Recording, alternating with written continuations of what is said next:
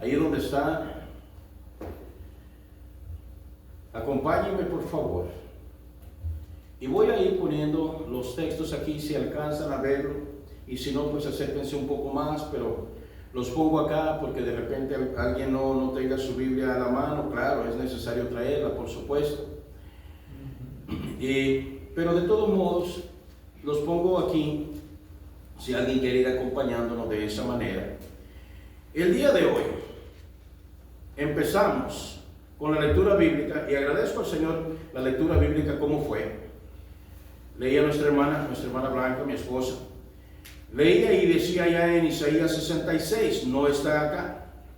Dice Jehová, 66, 1 y 2. Jehová dijo así: el cielo es mi trono y la tierra estrado de mis pies. ¿Dónde está la casa que me habréis de edificar? ¿Y dónde el lugar de mi reposo? ¿Dónde? Versículo 2 dice: mi mano hizo todas estas cosas, y así todas estas cosas fueron hechas, dice Jehová. Pero miraré a aquel que es pobre y humilde de espíritu y que tiembla a mi palabra. Pueden sentarse. Esto no era parte del mensaje, pero fue la lectura que empezamos, y agradezco al Señor que de esa manera empezó. Eso confirma lo que vamos a hablar. Nuestro Señor es claro donde dice: yo hice todo. Por mí fueron hechas todas las cosas. Nada de lo que tenemos, nada de lo que vemos, nada de lo que poseemos es nuestro, no lo es. Ni siquiera nuestro respirar. Ayer hablaba allá en Lamentaciones, en el capítulo 5, versículo 9, cómo el pueblo de Israel, incluso para poder comer algo, la gente que habían sido destruidos su pueblo, recurrieron a robar algo que antes era de ellos. Y claro, no querían hacerlo, pero les quitaron y les dejaron todo, y había familias que alimentar, y se quedaron sin nada. Entonces empezaron a agarrar, dice, con peligro de nuestra vida, traíamos pan a nuestras casas. Todo, absolutamente es todo del Señor. No podemos atribuirle nada, absolutamente nada, a nadie, a ningún hombre, y a ninguna persona, ningún personaje, ninguna personalidad, llámese San Fulano o Santa Fulana o el pastor de la iglesia. Para nada, somos servidores. Y lo he dicho cantidad de veces, que para mí, ya sea corbata o sea sotana, somos iguales. Yo no tengo autoridad sobre nadie más que la autoridad bíblica, y aparte de la autoridad bíblica, mi responsabilidad delante del Señor es mayor. El día que yo me presente delante del Señor, voy a tener que responder si es que he mentido con la palabra acá. Y una de las cosas a la que yo me aferro es a decir siempre la verdad, cueste lo que cueste. Allá en Isaías, como está aquí, continuando con esto, con lo que acabamos de leer, allá en Isaías, fíjense las palabras que habla nuestro Señor. Isaías, por medio del profeta, por supuesto, el profeta Isaías 46, un poquito más atrás de donde empezamos. Y esta sí es la base de la palabra del día de hoy.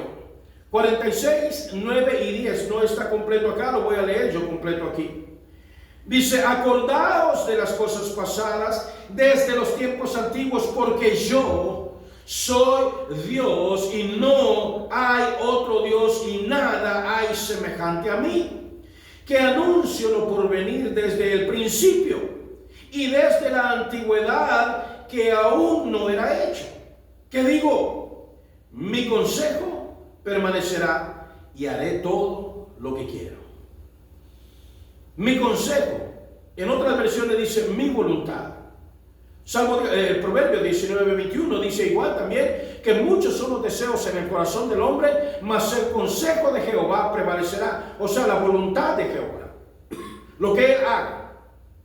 ¿Quiénes somos nosotros para decirle: Señor, no hagas esto, no hagas aquello? ¿Quiénes somos? No podemos.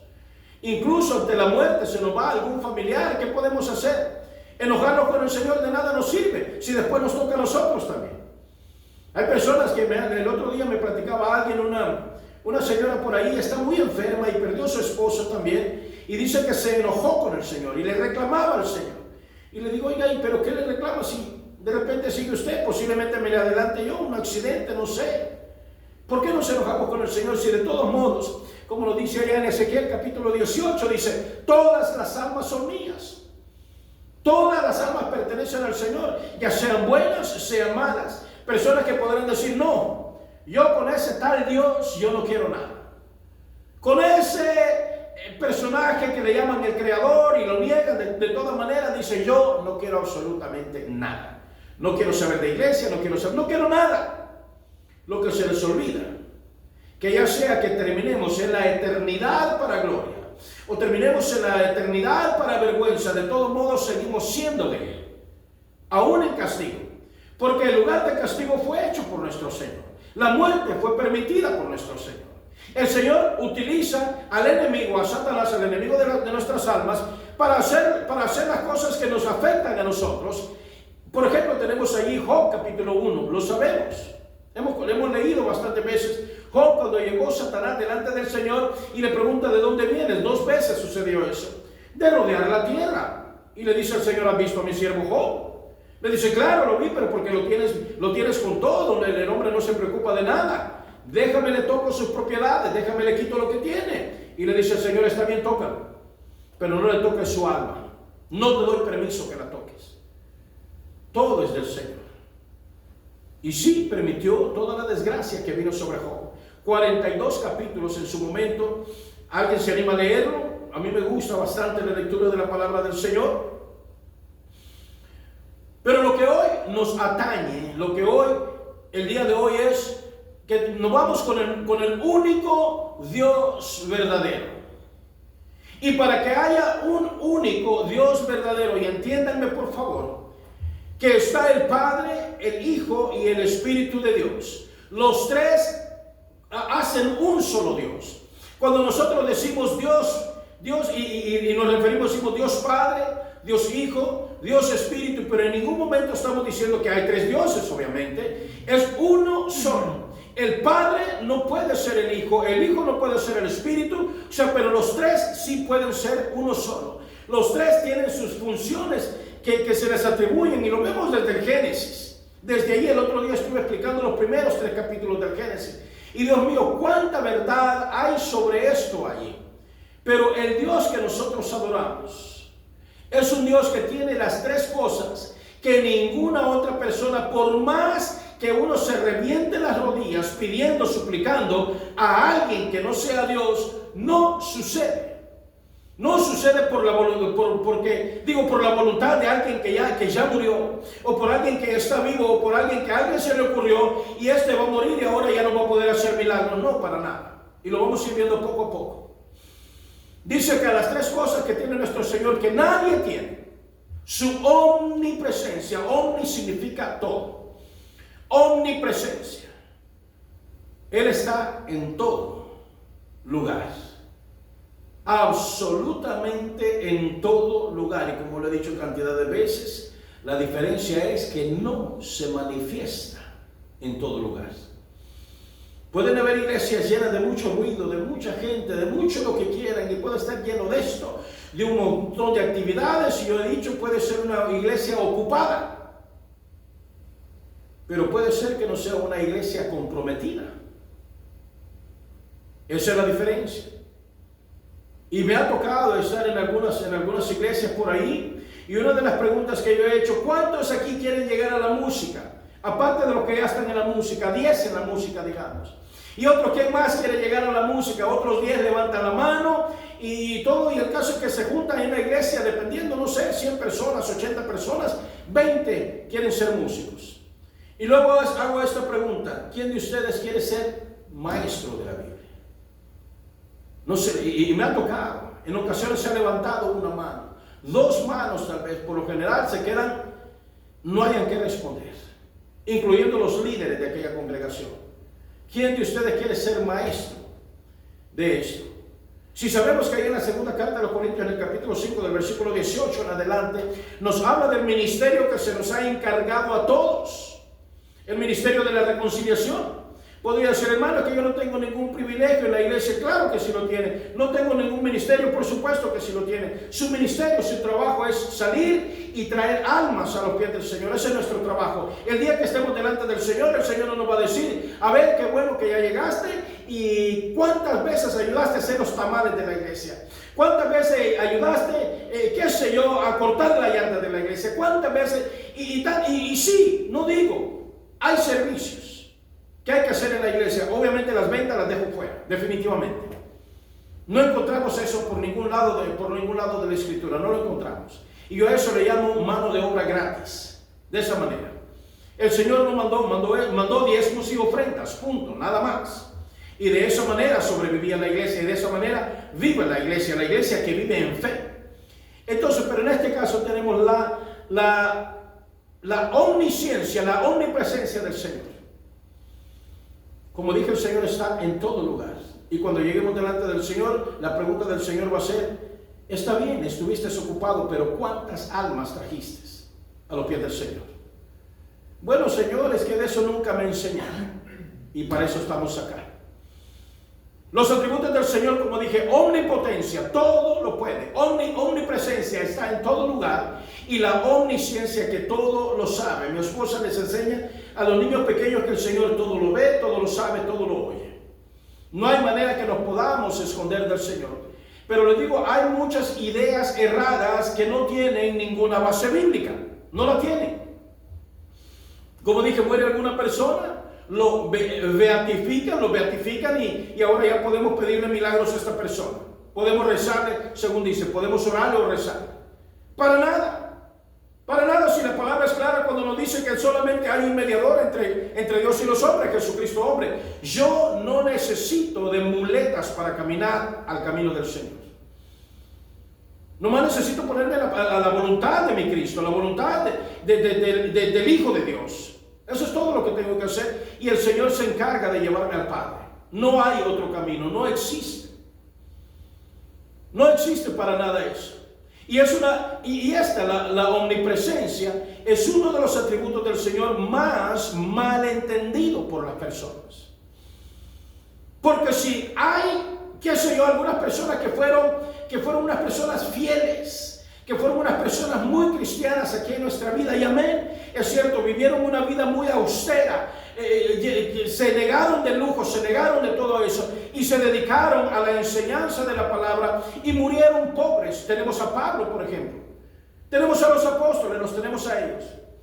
Y me refiero a los apóstoles de la antigüedad, por supuesto, hasta Pablo. No hay más apóstoles. No hay más, no hay nombres grandes, no hay títulos, somos siervos del Señor.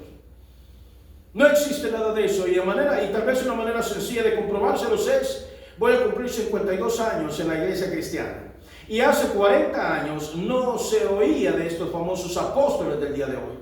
No se oía de pastoras en esa época. Era el pastor de la iglesia, los diáconos, los encargados, y eso era todo. No había más. Hace unos 25, 30 años se empieza a soltarse todo eso y todo el mundo quiere el puesto de apóstol. Todo el mundo quiere los puestos grandes. Y se nos olvidó que lo que venimos fue a servir. Somos servidores. Yo he pedido a mi iglesia y les he pedido varias veces y lo sigo haciendo. Si quieren llamarme nomás hermano César, está bien. Si no quieren decirme pastor, está bien. En serio, no me ofende. No me ofende porque lo que están haciendo en ese momento, diciéndome, hermano pastor, hay peligro porque mucho pastor se deja alabar por las congregaciones. Y empiezan a meter en lo que acabamos de leer allá en Isaías 66, empiezan a meter en lo que es la casa de Dios su propia adoración. Y la omnipresencia del Señor, es cierto, sigue estando ahí, pero ya no se manifiesta más. El que empieza a manifestarse es la voluntad del hombre. Y muchas veces la voluntad de la mujer, cosa que todavía está más prohibida. Y empiezan a hacer un montón de cosas que al Señor no le agradan. Terrible eso. Empiezan a imponer su propia voluntad. El universo entero, todo lo que vemos, todo, absolutamente todo lo que vemos, le pertenece al Señor. Él lo hizo, es de Él. ¿Qué hicimos nosotros? Hermano, que nosotros estamos haciendo es destruyéndolo. Eso es lo que estamos haciendo con la creación de nuestro Señor. Y no solamente la creación de nuestro Señor, sino nuestro semejante, aquella persona, el otro, matando uno al otro, además matando los bebés dentro de de la barriguita de la mamá. Eso es asesinato y le llaman ellos opción. Mi cuerpo, mi opción, mi decisión. Matando a una persona, destruyendo lo que el Señor ha hecho.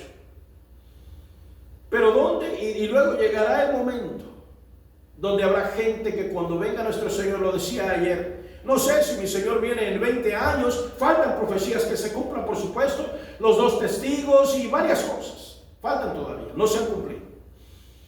La construcción del tercer templo tampoco se ha terminado, ya hay planes para hacer eso. Entonces no sé, digamos que dentro de 20 años mi Señor viniera, y yo llevo mis 80 años, tal vez vea la segunda venida de nuestro Señor, no lo sé. Pero si mi Señor tardara 50, 100 años, 150 años más, ya al Señor le corresponde eso. Posiblemente los hijos de ustedes, los nietos de los nietos lleguen a verlo, no lo sé. No le estoy poniendo fecha para nada a mi Señor en cuanto a eso, pero lo que sí estoy seguro, que mucha gente, ya sea de aquella época o de la época de hoy, van a andar corriendo, buscando, tratando de esconderse de la realidad que viene sobre ellos. Porque la omnipresencia del Señor se va a manifestar de una manera, como dice Salmo 139, versículos 7 y 8, está ahí en azul. Dice, ¿a dónde me iré de tu espíritu? Con E mayúscula, por supuesto. No se refiere al espíritu de vida que nosotros lo recibimos desde el Génesis, en el capítulo 1. ¿A dónde me iré de tu espíritu? O sea, de tu Espíritu Santo. ¿Con quién está hablando? Con el Padre. O sea, igual estoy hablando, o sea, los tres ellos. ¿A dónde me iré de tu espíritu? ¿De dónde me esconderé de tu voluntad? Y dice, ¿a dónde huiré de tu presencia? Hablando, escrito esto por David, el rey David, hace 3000 años. ¿A dónde huiré de tu presencia? Si subiere a los cielos, allí estás tú. Y si en el Seol, o sea, si en el sepulcro, algunas Biblias lo traducen como infierno eso. A otras lo traducen como lugar de los muertos. Lo traducen como la sepultura. Y dice, y si en el Seol hiciera mi estrado, o sea, si allí voy y allí pongo mis pies, he aquí, allí tú estás, como dije al principio. No hay ningún lugar que limite a nuestro Señor, porque nuestro Señor no es físico. Si una persona se para a la par mía acá, no puede ocupar el espacio que yo tengo, tiene que desplazarme y ocupar mi espacio. El Espíritu del Señor no, se mueve donde quiere, hacia donde quiera, en cualquier lugar. Y como dije, la diferencia es que no se manifiesta en cualquier lugar. Así por mucho ruido, por mucho escándalo que haya. Ya he hablado sobre eso. Y los que nos están viendo en cualquier parte del mundo pueden de repente ponerme algún mensaje ahí. Eso de caer de espaldas, eso de empezar a hacer un montón de tiraderos, nada de eso es bíblico, nada. Es más, ya hablé sobre las injerencias espirituales que hay en todo eso. Pero David, volviendo a David, dice, David entendía que no había un solo lugar, no existía donde él se pudiera esconder. Pero también Jeremías, y hemos estado, ya casi terminamos, el libro de Lamentaciones, estamos ya a la mitad del capítulo 5, eso los días sábados. No hay, y hablando Jeremías siendo el autor del libro de Lamentaciones, y está aquí atrás también, Jeremías 23-24, dice, ¿soy yo Dios de cerca solamente? Dice Jehová. O sea, no estoy hablando yo, son palabras del Señor. Dice, ¿soy yo Dios de cerca solamente? Dice Jehová. Y no Dios desde muy lejos. O sea, ¿qué piensan? ¿Que a mí me pueden limitar en distancia? ¿A mí creen que me pueden poner fronteras? ¿A mí creen que me pueden poner límites? ¿Se ocultará alguno? Dice Jehová. O sea, pregunta Jehová, en escondrijos que yo no lo vea, ¿dónde van a poder esconderse? No lleno yo, dice Jehová. Fíjese, 3 veces. No lleno yo, dice Jehová, el cielo y la tierra. Entonces, ¿cómo? Es que hay mucha gente fielmente equivocados. Fielmente equivocados porque lo creen, pero con todo en sus entrañas, en su interior, en su todo, lo creen y se arrodillan frente a pedazos de palo, frente a esculturas, frente a pinturas, frente a falsas enseñanzas. ¿Para qué necesitamos todo esto sino para ser desviados de la presencia del Señor? Para eso sirve. O sea, le estamos dando el atributo de la omnipresencia a un pedazo de palo. Entonces, si le quitamos el atributo de la omnipresencia a Dios mismo, al Padre, al Hijo y al Espíritu Santo, por supuesto, si le quitamos la omnipresencia y se la damos a un ser creado, lo que estamos cometiendo es herejía. Y no solamente herejía, sino poniendo nuestra alma en riesgo si no paramos de hacer esas cosas. Porque no necesitamos a más, no necesitamos a nadie más. Podemos ir directamente al Padre por medio del Hijo, encomendándonos en el Espíritu Santo, y Él se encarga, el Espíritu Santo es el que se encarga de las oraciones nuestras, junto con el Hijo, por supuesto. Porque el velo fue partido el día de la muerte de nuestro Señor. Aquel velo fue partido, y cuando digo velo no me refiero a un trapito que era así, que se podía romper. El velo del templo era una construcción de tela, maderas, metales, barras de madera y una cantidad que, al desarmar ese velo, cuando lo transportaban en el desierto durante 40 años, el pueblo de Israel se ocupaban 10 carretas de bueyes para cargar nomás el velo y todos los accesorios que se necesitaban. Cada vez que erigían el tabernáculo lo ponían, y había un grupo especial para eso, un grupo de levitas especial para eso. No era cualquier trapito. Cuando se nos dice se rompió el velo, eso es lo que inmediatamente pensamos. Pero como digo, era una construcción de tela imponente. No era, es más, digo yo, agarre un cuaderno, un libro ahí de unas 10, 12 páginas y trate de romperlo con las manos. A ese era el velo. Era una construcción magnífica, inmensa. Y se rompió sin intervención humana. Se rompió porque fue la voluntad del Padre en ese momento. Hebreos 4:13 nos dice, y no hay cosa creada, y repito, y no hay cosa creada que no sea manifiesta en su presencia.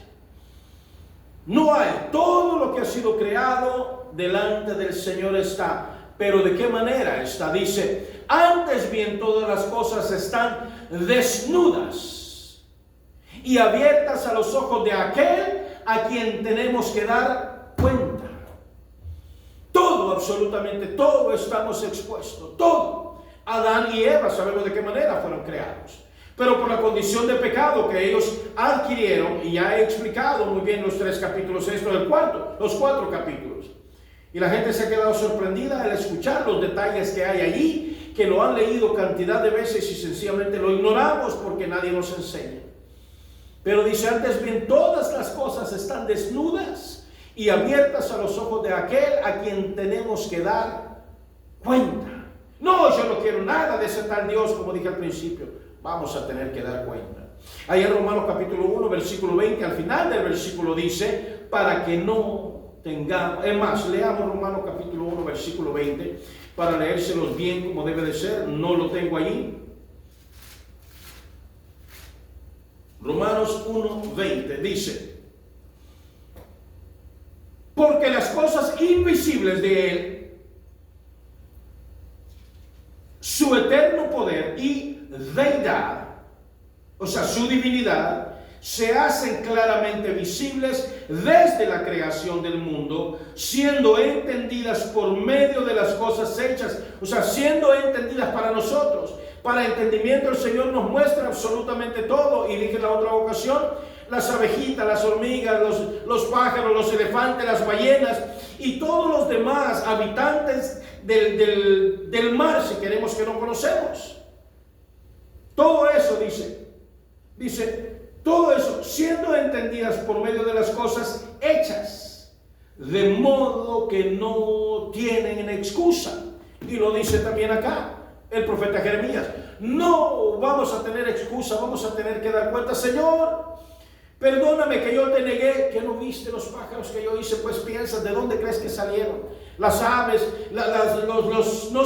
los cocodrilos, tortugas, todo lo hice yo, el agua lo hice yo en una ocasión. Llegó un grupo de científicos, pero tremendos, o sea, lo más alto de la ciencia, llegaron delante del Señor y le dijeron, y esto no es novedad para ustedes, ahora cualquiera puede hacer esto. Llegaron y le dijeron, mira, le llevaron unas semillas. Mira, le dice Dios, nosotros ya creamos nuestras propias semillas híbridas. Hemos creado nuestras propias plantas también, y es cierto, por medio de injertos se pueden hacer. Mira, ya hicimos nuestra propia creación. Y le dice el Señor, bueno, excelente, muy buen trabajo. ¿Quién les dio el entendimiento? Sí, es cierto, nos diste el entendimiento, pero no nos pudiste detener. Y le dice el Señor, ok, háganlas crecer. Y le dice, te vamos a mostrar. Tráigame la tierra que la maceta con tierra. No. Háganlas crecer ustedes. No ocupen mi tierra que yo hice. No ocupen los fertilizantes, no ocupen nada de lo que yo hice. Háganlo crecer allí en la mano de ustedes. No lo siembren, esa es mi tierra. O hagan su propia tierra, a ver si la pueden hacer. ¿Pueden? No, Señor. Entonces, es que no tenemos excusa delante del Señor. La falsedad de los intermediarios son omnipresentes, y como lo dije al principio también, no hay nada ni nadie que pueda suplantar o tomar el lugar del Señor. No se puede.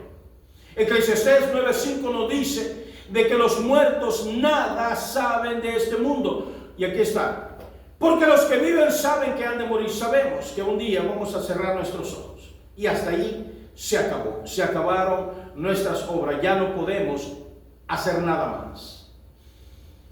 Pero los muertos nada saben. Esto no, muchos lo traducen, los muertos ya nada saben, o sea que ya desaparecieron, y muchos lo han tomado esto para decir que el alma no es eterna, de que no hay infierno, de que no hay sacrificio, de castigo, perdón, de que no hay nada de eso, porque ahí dice, mire, los muertos nada saben. No, a lo que ahí se refiere es que no pueden escucharnos, no pueden respondernos, no pueden interceder por nosotros, no pueden hacer nada absolutamente por nosotros. Ellos están en un lugar, y la Biblia es clara, Pablo lo menciona también, están en el lugar llamado el paraíso, en un lugar de descanso, esperando las dos trompetas de la resurrección. La primera trompeta de la resurrección para aquellos que morimos en el Señor, los que ya murieron en el Señor y los que van a morir en el Señor más adelante. Escuchar la primera trompeta de resurrección, amén, bendito sea el Señor. Y los otros muertos esperar la segunda trompeta de resurrección, pero para condenación.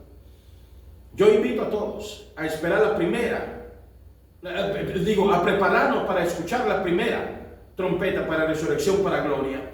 Porque dice, los muertos nada saben, o sea, no podemos comunicarnos con ellos. Y entonces, ¿por qué se enseña pues de que se le puede orar a San Fulano o a Don Fulano, aquel que ya murió? Por esto, por dinero, por ofrendas, por ventas de tanta cosa. Si se llegara a negar todo eso, imagínense la de negocio que se vendría abajo. Ya no se podrían vender estatuitas, oraciones, cadenas, qué sé yo, tanta cosa, botecitos de agua y cualquier cosa. Lastimosamente eso se ha metido mucho también en las mal llamadas iglesias cristianas también, donde se hace cada rito también. Dice, porque su memoria es puesta en olvido. Estoy en el libro de Eclesiastés 9, 5 y 6, escrito, ya sabemos, por Salomón. También su amor, oiga bien, también su amor y su odio y su envidia fenecieron ya, o sea, terminaron ya, y nunca más tendrán parte en todo, y nunca más tendrán parte en todo de lo que se hace debajo del sol. O sea, ningún rezo, ninguna oración. Mi padre partió hace 2 años a la presencia del Señor, y sé que está allá, sé que allá está mi padre, y por la certeza que tengo es porque en el momento que él cerraba sus ojos, sonrió con una paz, con una tranquilidad. Él sabía lo que estaba viendo, y para allá voy yo primeramente, Dios. Y así de repente a veces allí en la yarda ando allá afuera y miro hacia arriba, y le digo, te me adelantaste, viejito. Te me fuiste, papá. Pero allá llego. Allá voy a llegar, espérame. Y digo, Señor, cuídamelo. Yo sé que lo que acabo de decir a mi padre, imposible, no lo escucho. Pero para tranquilidad del alma, también somos humanos y nos duele y todo eso, tal vez lo hacemos de esa manera, pero le digo, Señor, cuídamelo, allá llego. Allá llego, Señor, en su momento llego. Pedirle a cualquier otra persona que no podemos. No podemos, porque nuestro Señor fue claro. Desde un principio lo dejó allá en Éxodo 20, versículo 3 al 5. Dice, no tendrás dioses ajenos delante de mí. Y alguien me decía por ahí, hermano, me trataba de hermano, él es de otra iglesia. Y amén, bendito sea el Señor. Me dice, hermano, pero es que a lo que nosotros le veneramos, me dijo. A lo que nosotros veneramos, a lo que nosotros no son dioses ajenos, ni son dioses, sino que son personas que hemos conocido y que existieron en su momento. Son dioses. En el momento que le quitamos la omnipresencia, la omnisciencia y la omnipotencia al Señor y se la colocamos a seres creados, vea lo que dice acá. Dice, no te harás imagen. Éxodo 23, 5. No te harás imagen ni ninguna semejanza de lo que está arriba en el cielo, ni abajo en la tierra, ni en las aguas debajo de la tierra. Allí termina. Pero continúa todavía la prohibición. Allí termina esa prohibición. Continúa y dice, no te inclinarás a ellas, ni las honrarás, porque yo soy Jehová tu Dios, fuerte, celoso, que visito la maldad de los padres sobre los hijos hasta la tercera y cuarta generación de los que me aborrecen. Y alguien decía por ahí, es que hay cadenas de pecado generacionales, que porque el padre o el abuelo o el bisabuelo que ya murieron y qué sé yo, cometieron aquel pecado, los hijos lo van a pagar. No, para nada. Ayer lo leía, Jeremías 39, Ezequiel capítulo 18 también, lo leía ayer, donde dice de que no porque el padre coma las uvas agrias, el hijo va a padecer las caries. Dice la palabra, dice la dentera. No, porque el versículo 18 dice, alma de Ezequiel, alma que pecare, esa morirá. Esto que se creía, esto que se hacía, ya no más. Y dice, pero ahora, si se trata de la maldad, por supuesto que sí. Ya sea que el padre, el abuelo, aquel, se hayan comportado, no hayan hecho las cosas que el Señor quería, yo visito, o sea, voy y pongo castigo. Ahora, si el hijo quiere seguir en lo mismo, yo pongo castigo. Si los nietos y todos ellos quieren seguir en lo mismo, yo pongo castigo. Si alguien decide salirse de eso, Señor, aquí estoy. Como leímos ayer allá en el libro de Lamentaciones, en el capítulo 5, versículo 21, donde dice, vuélvenos y nos volveremos a ti. Vuélvenos, Señor. O sea que ni siquiera el volvernos, ni siquiera el arrepentirnos es nuestro. Él es el que pone el deseo ese en nuestro corazón. Como leíamos también allá en Isaías 62 al principio. Dice que un corazón contrito y humillado, un corazón triste, no lo desprecia el Señor. Y la razón por la que no lo desprecia es porque Él mismo hizo que la persona se contristara, se le doliera el corazón y se animara y viniera a los pies del Señor. No es por opción nuestra. Porque si fuera por opción nuestra o por trabajo mío como pastor, llevo años predicando y ha sido poca la gente que ha querido seguir en los caminos del Señor de manera recta. Y cuando digo de manera recta es porque hay personas que me han dicho, hermano, de la manera que usted predica o de la manera que va a la iglesia, hay iglesias donde mira, hay movimiento, hay esto, hay acá y todo eso. Le digo, pero ¿cuál es la base bíblica? ¿Dónde está? Algo que, y ustedes bienvenidos acá, algo que aquí en nuestra iglesia no se practica. Aquí no se le da ninguna alabanza al pastor. Años la gente tiene de conocerme y nadie sabe ni siquiera cuándo es mi cumpleaños. No lo saben. Está prohibido. No saben el aniversario de nosotros, no lo saben. Porque nunca se le va a dar alabanza al pastor en este lugar. Ni al lugar donde yo vaya, ni al lugar donde el Señor me manda. Si el Señor me llegara a mover de acá y este lugar se ha llenado, se pone bonito también en sus momentos. El Señor me lleve a otro lugar y donde estén malamente acostumbrados a celebrar al hombre, conmigo se acaba. Porque yo quiero mi recompensa que el Señor me va a dar, como dice allá en Daniel, en el capítulo 12, en el versículo 3. Que los que enseñan justicia a las multitudes serán como lumbreras eternas, como las estrellas del cielo. Esa es la recompensa que yo busco. La eternidad en el Señor. ¿Y de qué manera lo voy a hacer? Predicando la verdad. Los que enseñan justicia a las multitudes. No dice los que enseñan a las multitudes, porque cualquiera puede enseñar cualquier barrabasada. Cualquiera puede ponerse a enseñar y la gente les escucha y les cree, Dios mío santo. Pero esa es la recompensa, estar con los que enseñan justicia a las multitudes. Isaías 42, versículo 8. Dice, yo Jehová, este es mi nombre, y a otro no daré mi gloria ni mi alabanza a esculturas. La alabanza del Señor es solamente de Él, y es terrible, como les digo, ver lugares, ver iglesias donde el centro de la celebración es el pastor. Aquí está totalmente prohibido. Nunca. Ni que le lleguen al pastor, ay pastor, mire, viera cómo lo admiramos, admiren al Señor. Ay hermano, yo como quisiera ser como ustedes, sean como el Señor. Hermano, pero no olvídense de mí, por favor. Porque yo estoy en peligro de empezar a creerme esas cosas. Como dice Pablo, dice, hay peligro de caer en el lazo del diablo. ¿Cuál es el lazo del diablo? Haber querido creerse igual a Dios. Y fue lanzado desde allá, sabemos, conocemos la historia, viene para acá.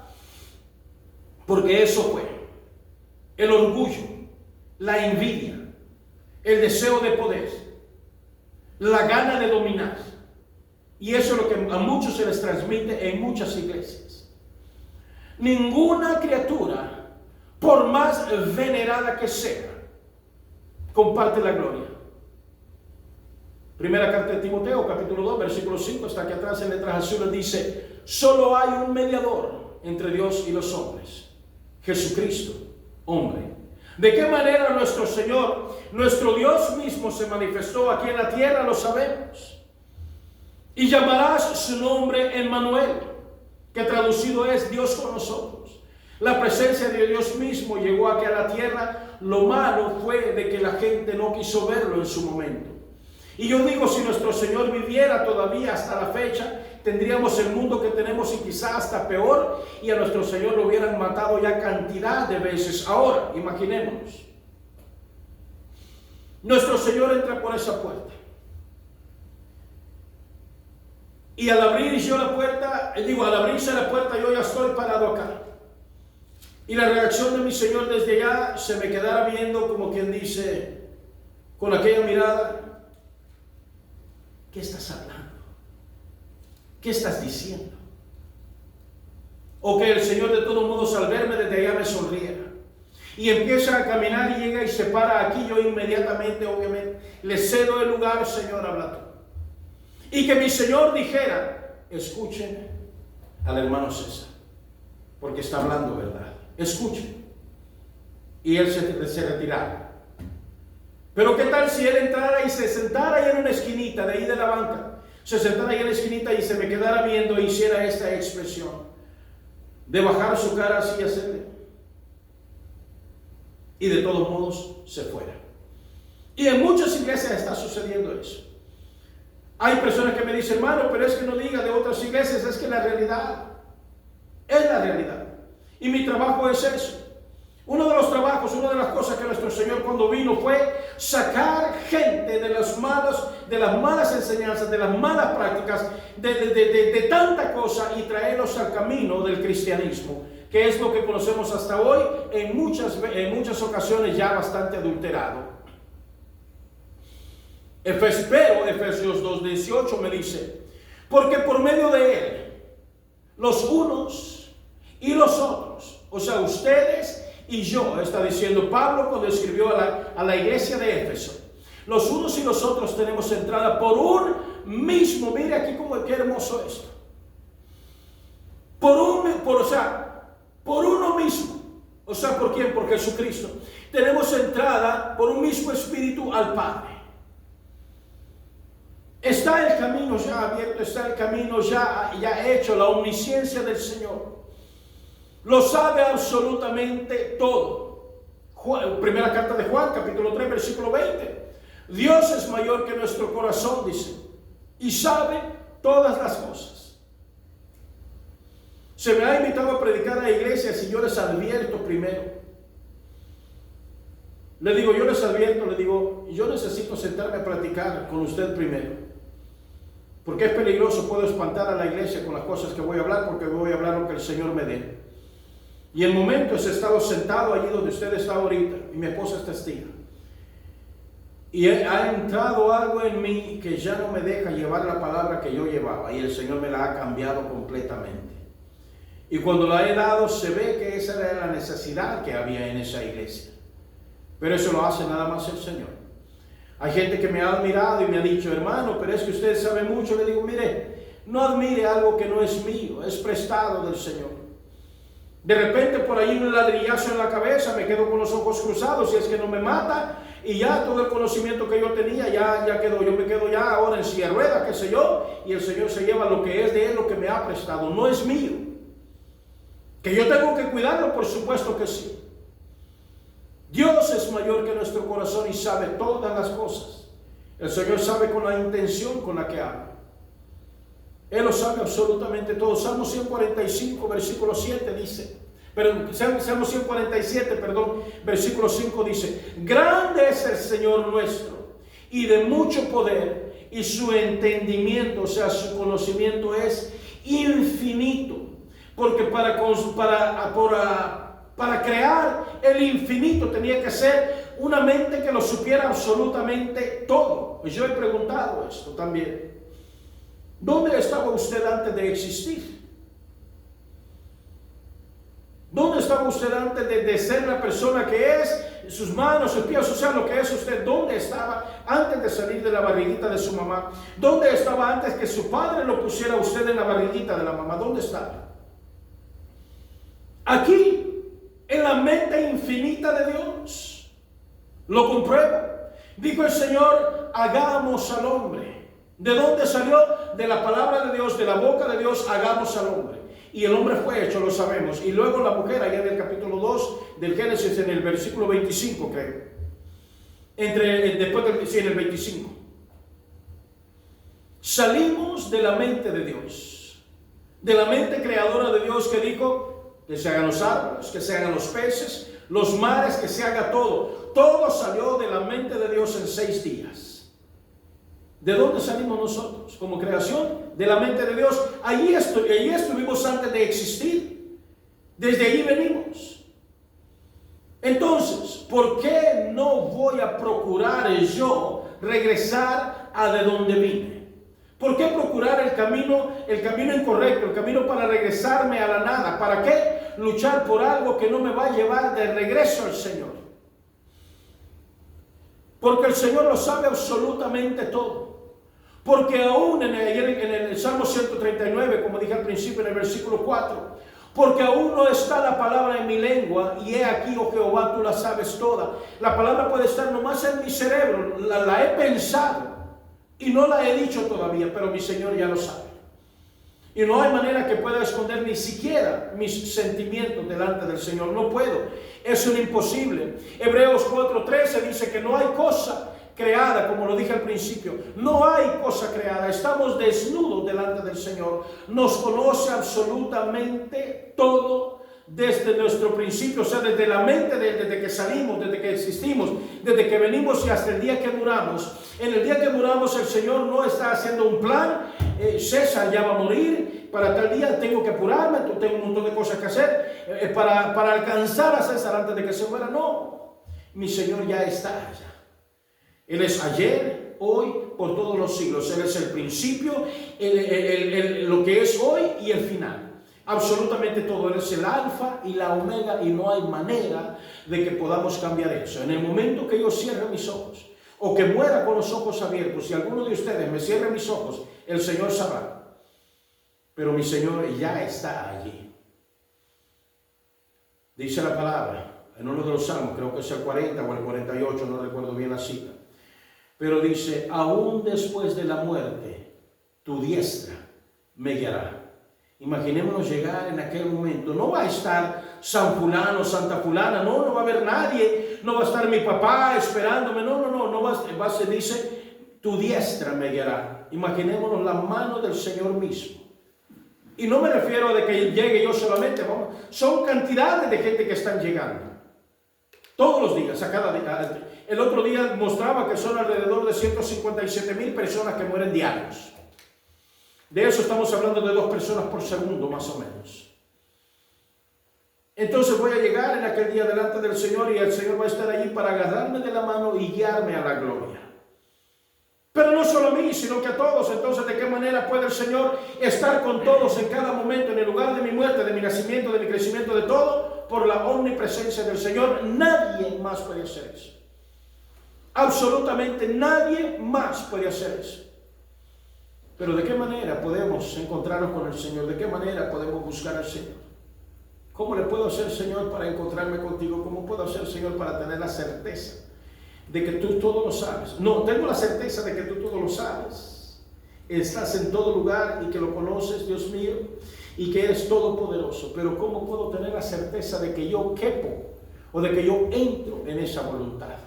¿Cómo le puedo hacer? Y la respuesta la encontramos por toda la Biblia, pero agarré estos 2 versículos en particular. Romanos 8, 26, 27.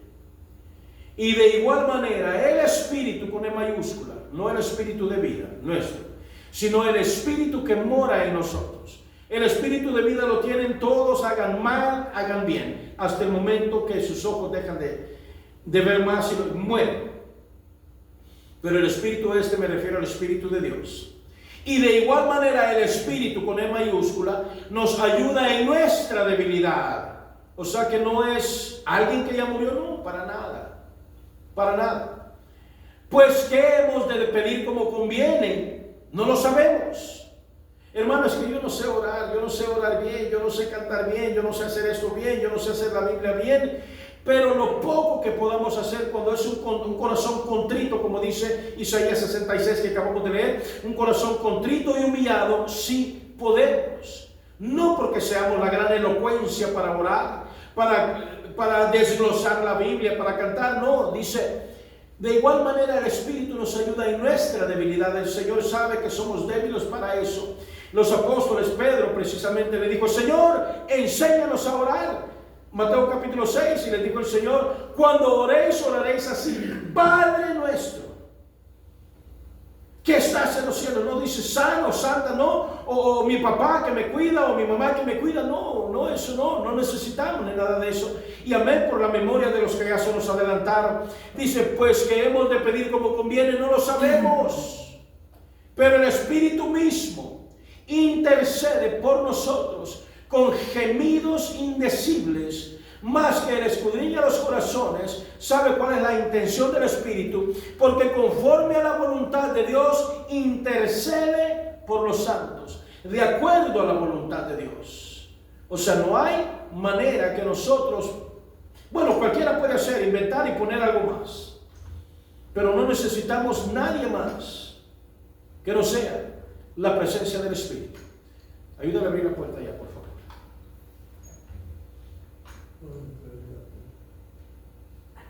Y dice, ¿tiene el baño ahí? no sé, ahorita le van a ayudar.